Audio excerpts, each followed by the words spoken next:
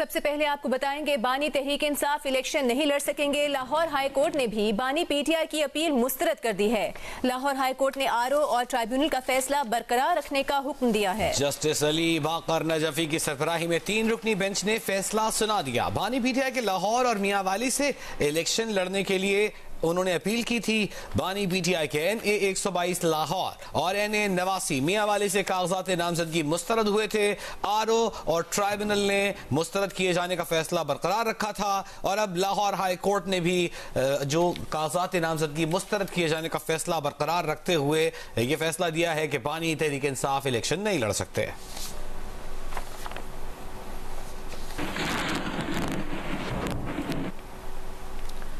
नून league के सदर शहबाज शरीफ ने कहा है कि नवाज शरीफ लाडला नहीं है, अलबत्ता माजी में कोई और लाडला रह चुका है। मॉडल टाउन लाहौर में सहाफियों से गुफ्तगू में शहबाज शरीफ ने कहा कि 2017 में डंडे और बल्ले ने जिस सफर को खत्म किया उसे दोबारा शुरू करेंगे। शहबाज शरीफ का यह भी कहना था कि तहरीक इंसाफ से बल्ले का निशान छिन गया तो इसके कसूरवार हम नहीं हैं। उनका कहना था कि 2018 के सेनेट इलेक्शन में नून लीग से भी शेर का निशान छीना गया था।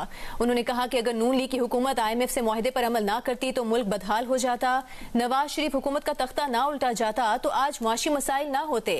अवाम 8 फरवरी को वोट का हक खुशहाली और तरक्की के लिए इस्तेमाल करेंगे।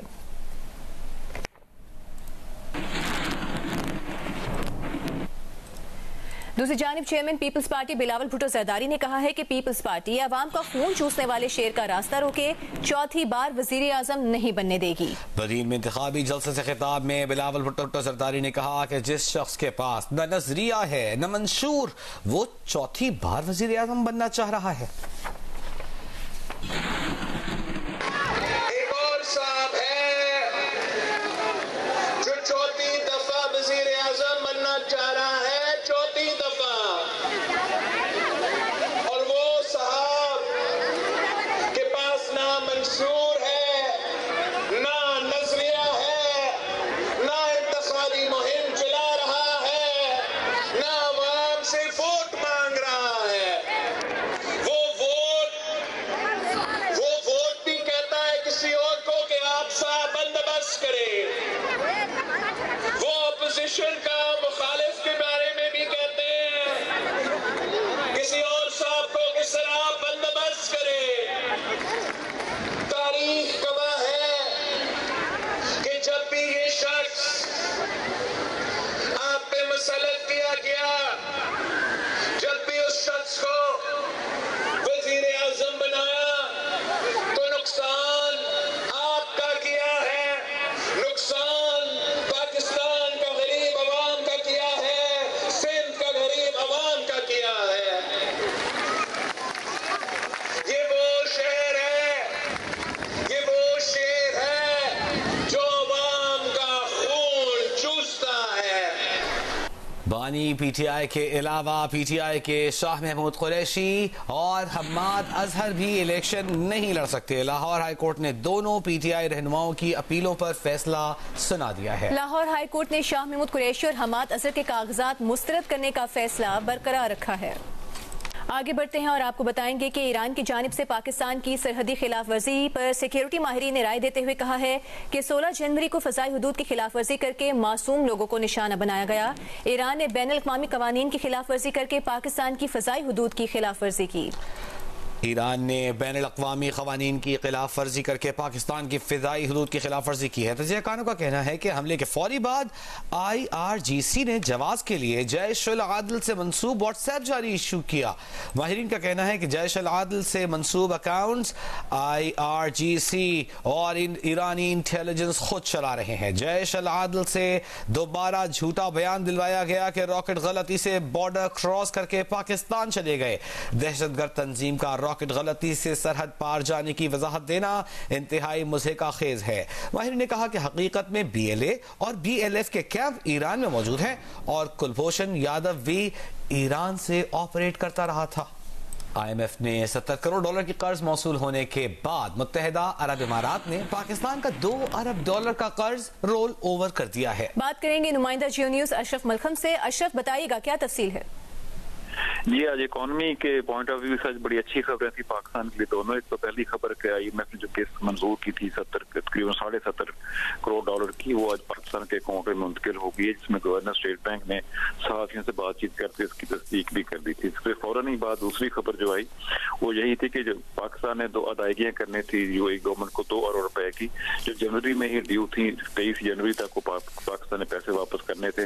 वो रोल ओवर के लिए पाकिस्तान ने दरखास्त की हुई थी UAE की हुकूमत से। प्राइम मिनिस्टर ने खुद भी एक खत लिखा था और वजारत खजाना मुसलसल राब्ते में थी UAE हुकाम के साथ। वो आज पाकिस्तान को उन्होंने ऑफिशियली कंफर्म कर दिया कि पाकिस्तान को जो अदायगियां नहीं करनी पड़ेगी, पाकिस्तान को बड़ा रिलीफ मिलेगा $2 अरब का। ये 2 लोन थे $1 अरब के, रोल ओवर लोन थे, जो कि हर साल पाकिस्तान को वापस करनी होती है। उसमें UAE ने 1 साल के लिए दोनों लोन है $1 अरब के, मजमूई तौर पर $2 अरब के ये लोन रोल ओवर कर दिए हैं। पाकिस्तान को अब ये अदायगियां नहीं करनी पड़ेगी। पाकिस्तान पर जो ज़र मुबादला के ज़खायर का जो प्रेशर था कम होने का, वो उसमें खासी बेहतरी आएगी कल से भी हमारी इत्तला के मुताबिक, यही मार्केट ज़राए का कहना है। बहुत शुक्रिया अशरफ मलखम हमारे साथ मौजूद थे। निगरान वज़ीर आज़म अनवारुल हक काकड़ ने कहा है कि आम इंतखाबात की तैयारियां जारी हैं, इलेक्शन कमीशन आईनी तकाजे पूरे कर चुका है और अवाम को वोट डालने का मौका फराहम करना निगरान हुकूमत की जिम्मेदारी है। गैर मुल्की TV को इंटरव्यू देते हुए निगरान वज़ीर आज़म का कहना था कि इंतखाबात के दौरान आलमी मुबस्सिरीन भी पाकिस्तान आएंगे।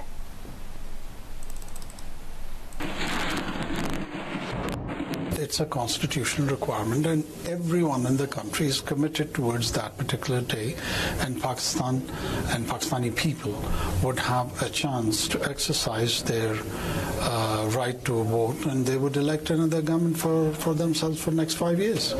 The fairness and the freeness are always subjective matters, and Pakistan is a transitional democracy, and in the whole of the region, and particularly in the South Asia, Eastern Europe to an extent, and a few other regions also.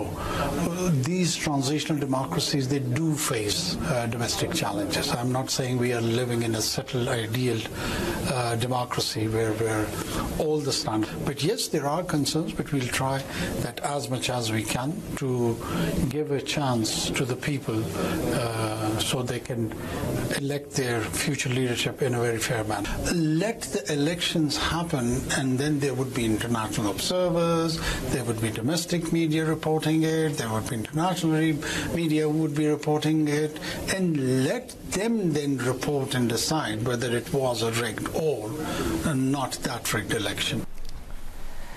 निगरान वज़ीर आज़म अनवारुल हक काकड़ का कहना है कि बानी PTI अपने सियासी नजरिए या सियासी राय की वजह से नहीं, बल्कि फसादात और अपने कारकुनों को जलाओ घेराव पर उकसाने पर जेल में है। गैर मुल्की मीडिया को इंटरव्यू में निगरान वज़ीर आज़म का कहना था कि बानी PTI को सजा होगी या नहीं, इसका फैसला अदालत को करना है।